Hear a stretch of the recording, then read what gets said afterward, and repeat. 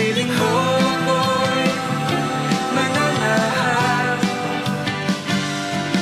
pagkat ikaw lamang aking kalakasan. Sa piling mo tagumpay ko'y naranasan.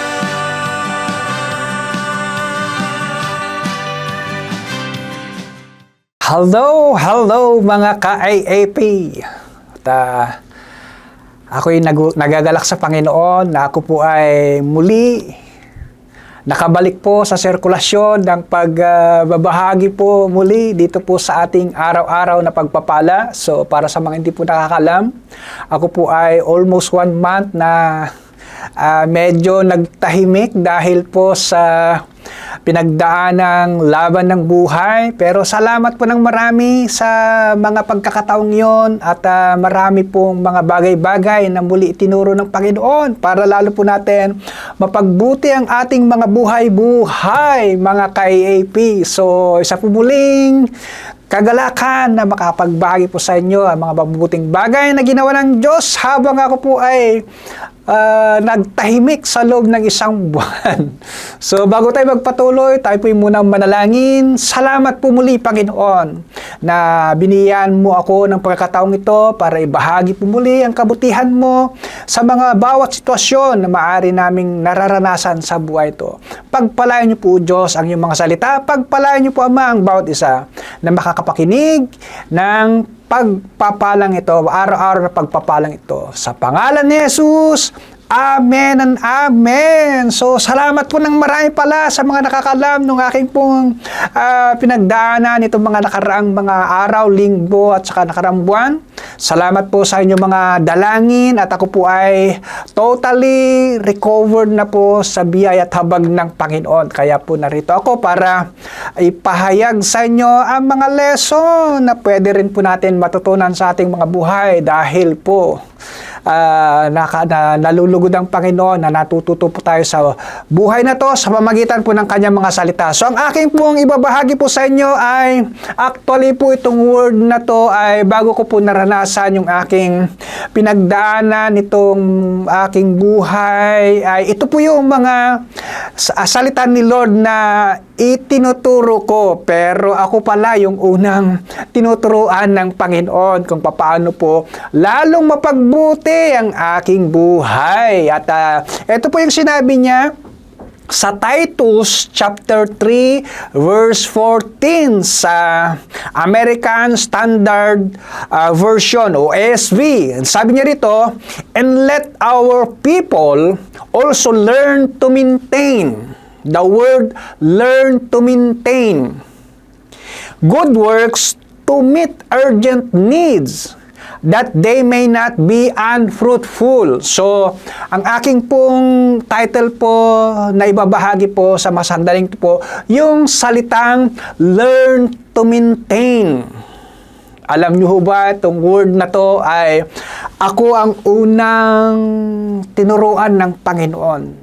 Kasi ito pong word na to ay pwede natin i-apply physically at spiritually, emotionally, mentally sa ating mga buhay. Yung salitang matutunan natin, panatilihin maayos ang bawat kalalagayan natin. So, one lesson po na itinuro sa akin ng Panginoon, ipinakita ng Diyos yung aking kahinaan at pagkukulang.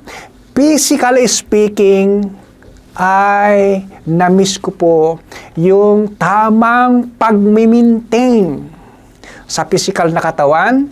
Kaya po, doon po ko po naranasan yung pagbagsak ng aking immune system na siya pong nag-cause kung bakit po hindi po ako nakapagsalita, hindi po ako makapagsalita sa loob ng mahigit 1 buwan. Dahil po, tinamaan po ako ng, di ko alam kung maniniwala po kayo sa napakaraming singaw ng aking dila at labi. So, wala naman pong ibang makita ng doktor na naging cause nung maliban dun sa pagbagsak ng immune system ko. So, ayun po ngayon, na-realize ko na ang kapabayaan minsan o pagbabaliwala dun po sa pagpiprevent dapat para hindi po tayo hahantong doon sa sinasabi niyang that they may not be unfruitful. Alam niyo ba na kapag po yung katawan nating pisikal ay hindi na po nagfa-function ng normal dahil nga po tinamaan na po ng mga pisikal na karamdaman, asahan po natin hindi na po talaga tayo magiging fruitful. Dahil nga, hindi na tayo makagalaw na maayos, ikaw na yung aalagaan. So, sabi ko nga, Lord, salamat po na sa bagay na to na nangyari sa akin, meron kang napakagandang ipinaalala na itinuturo sa akin. Alam niyo ba minsan, may binubulong na si Lord ng mga pagpapaalala, pero hindi natin po nabibigyan ng pansin. Hanggang sa sumisigaw na, doon pa lang po natin marirealize, sorry Lord, nagkulang po ako at nagpabaya. Ano yung pagsigaw na po na pamamaraan? Para marinig natin, mabigyan natin ng pansin yung mga nakakaligtaan natin na dapat hindi naman po mangyari yun dahil nga po sa kababayaan natin na matutunang i-maintain yung dapat na tamang kalusugan at pangangalaga sa pisikal na katawan para hindi tayo hahantong dun sa pagiging unfruitful na. So, nawa ito pong pangungusap na ito ng Panginoon sa atin ay magpapaalala po sa atin. Lahat po tayo may physical po na katawan. Especially po kapag tayo po ay medyo 40s, pataas na po ay halaga na po yung tinatawag na high maintenance.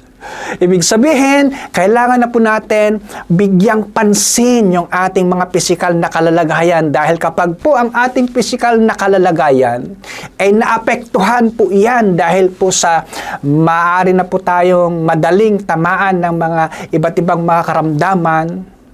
Although, may mga hindi napan po natin kayang kontrolin sa mga bagay-bagay na karamdaman, pero mayroon po tayong pwedeng magawa para maagapan sana kung na-prevent po natin ng mas maaga yung pangangalaga. Kaya nga po, nawa itong salita na to ng Panginoon ay magpaalala sa atin kung paano natin maagapan. Alam niyo ba, no itinuturo ko po ito, ang isang example ko po ay mga sasakyan. Buti pa mga sasakyan, meron pong tinatawag nilang PMS o periodic, sabi niya, periodic o preventive maintenance services. Buti pa yung mga sasakyan minsan, meron po silang certain time na kapag dumating yung mga time na to, na kailangan nang dalhin ang sasakyan sa mga talyer para ipa-check up, nagagawa po lalo na sa mga may sasakyan. Tayo po, may katawan po tayo na araw-araw lumalarga, gumagalaw, tumatakbo araw-araw. Hindi natin namamalayan sa sobrang kasipagan natin, sa sobrang kasigasigan natin, saka na lang natin maalalang bigyan ng pansin kapag sumisigaw na yung mga pain, sumisigaw na yung mga kirot, sumisigaw na yung ating katawan dahil nga po tinamaan na po ng physical na karamdaman. So, ganoon po yung aking naging karanasan, pero salamat sa Diyos! Dahil hindi naman po tayo pinabayaan ng Panginoon at tapat siya sa kanyang mga pangako. Siyang nagpapatawad at siya rin ang nagpapagaling. Kaya ngayon po, masaya ko pong ipinangangalundakan at ipinagyayabang ang katapatan at kabutihan ng Diyos sa kabila ng ating mga pagkukulang. So, nawa ito pong salita na to ng Panginoon sa atin, makapag-encourage, nakapagpaalala sa atin na bago pa mangyari yung mga hindi natin dapat inaasahan na makapagdudulot para hindi tayo maging fruitful physically, maapektuhan na po niyan. Okay lang po kung matibay at matatag po tayo spiritually. Paano kung pati yung spiritual life natin, nakukulangan na rin po tayo ng maintenance. So, totally, hindi na tayo makagalaw. Pero salamat sa Panginoon dahil nandyan po lagi ang ng Panginoon natin na handang magturo sa atin, handang ibangon ulit tayo para lalo natin siyang papurihan at paglingkuran sa buhay na ito. Salamat po muli mga ka-AP at sa mga susunod ko pong pagtuturo kung paano ko naman po naranasan yung tunay na pagpapagaling ng Panginoon. Kasi may proseso po si Lord. Bakit ko po natapos, na-overcome yung pong sobrang pain at saka suffering struggle that time. Pero sa susunod ko pong pag-share, yun din po ang aking isi-share sa inyo. So ang sinare ko lang po sa inyo kung paano natin ma-prevent yung pwedeng dapat po natin maagapan para mapanatili yung physical na kalalagayan ay manatiling malusog at ini-enjoy ang kalusugan natin. Salamat po mga ka-AP at tayo po'y manalangin. Yes, Father God, salamat po ng marami sa salita mong nagpaalala sa amin that we must learn to maintain. Matutunan po namin maagapan at mapanatili yung kaayusan at katiwasayan ng aming kalalagayan. Una, yung physical body namin. And of course, yung mas mahalaga, yung aming spiritual life. Sa pamagitan po ng pagsunod sa kung anong mga tuntunin na tinuturo mo sa amin. Salamat po, pagpalain niyo po, Ama, ang bawat isang meron pong pinagdadaanan ngayon. Hayaan niyo, Panginoon, na sa mga pinagdadaanan namin to, marami kaming matututunang lesson mula sa iyo, Panginoon. Thank you, Lord. Thank you, God. In Jesus' name, Amen! Salamat po mga ka-AP at hanggang sa susunod po natin. Pagkita-kita bukas, babalik po kayo para pakinggan nyo ulit yung panibagong episode ng AAP natin. God bless and bye-bye!